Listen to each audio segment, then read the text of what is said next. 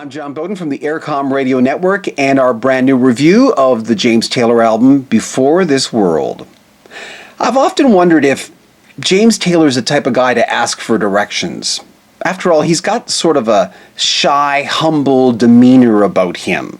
But then again, how many people do you know who sing along to their songs with 20,000 other people in stadiums night after night? I think he would ask for directions under the guise of just wanting to know your story. Being a child of the 70s, I rode shotgun with James Taylor's take on things from sunshine to illness, all while delivered in that warm timbre of his voice. Like a good comedian, any great singer-songwriter has to look at the center of the pie from a different and/or refreshing angle. Give someone an aha moment that sticks, and you'll have them for life. Fans read lyric sheets because of singers like James Taylor. Some guys get wise a little too late in life, but Taylor was obviously taking notes at a very early age. Thinking too much, though, has its drawbacks. He had his own fair share of emotional and substance abuse problems, but he got up. He never quit, and here he is releasing his first album of original songs in 13 years. Our rock stars are getting older. Some of them are dying, and a lot of them don't really have a lot to say anymore. You can fill a stadium as a nostalgic act with 10, 15, sometimes 20 hits playing the same things night after night. Not James Taylor. Take, for instance, his guest spot on the Today Show yesterday. He played 3 songs. He played the appropriately titled and a delicious song to start off this new album called Today, Today, Today. And then his 1977 hit from JT, Your Smiling Face. And after that, from New Moonshine in 1991, Shed a Little Light. Now, it's a religious experience, but it was never a hit. I mean, trust me, look up the song. It's an amazing tune. James Taylor's concerts have always been like this. He doesn't just play the hits. He'll play songs that are just good, that the audience relates to. And that doesn't mean it became a top 40 hit. He'll be playing a lot of these new songs from this new album in this upcoming tour, which, by the way, starts next month. James says his life is very full these days, and he practically had to sequester himself for a few weeks just to get back to the well to write the songs for Before This World. The song You and I Again is a very quiet tune. It's about the moments we have with people in our lives, but specifically it's about his wife Kim, who's also a singer. There's even a baseball tune on the CD.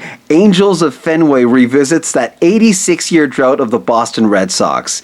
It's kind of a love letter that highlights Taylor's powerful backup singers, Kate Markowitz, Dave Lasley, Arnold McCuller, and the newest member of this delicious choir, Andrea Zahn. It's almost expected now that those layered voices should blanket every James Taylor song, and it really works. The song Montana starts off sounding a little bit like Sweet Baby James, but quickly finds its own voice. It's a song about longing for the more uncomplicated things in life. Some of these things we can get, but we just don't take that step forward. The grass is always greener, maybe. And it's another example how his backup choir of angels really envelop a song and make it so much better. And I should point out that, his backup singers are usually right beside him on stage. He doesn't hide them. Why would he? The Latin-flavored Snow Time is a cross between his 1975 hit Mexico and another non-hit concert favorite, Only a Dream in Rio. It's actually about a trip to Toronto, Canada, and it's truly one of the highlights on this album. Before This World, Jolly Springtime features Sting and cellist Yo-Yo Ma. It's important to know that every Taylor project has a healthy helping of sing-along melodies, those songs you can't get out of your head, and these two fit that mold. Russ Kunkel has been James Taylor's drummer for many years, but on this project, it's famous drummer Steve Gadd, who's also been touring Europe with James, and I hear will be touring with him next month as well. Steve Gadd is famous for playing with Paul Simon in 50 Ways to Leave Your Lover and Ricky Lee Jones and Steely Dan. It adds a whole different, wonderful dimension to this project. Interestingly, Taylor's voice is still crystal clear today, As clear as it was way back in 1968 when he signed to Apple Records and released his first album, he's taken care of the pipes. One thing's for sure about Before This World, James Taylor at 67 still has a lot to say. He's still incredibly relevant. This is an important find for any James Taylor fan, or if you're just starting off, I would recommend, if you've never bought an album, to start with this one and go back.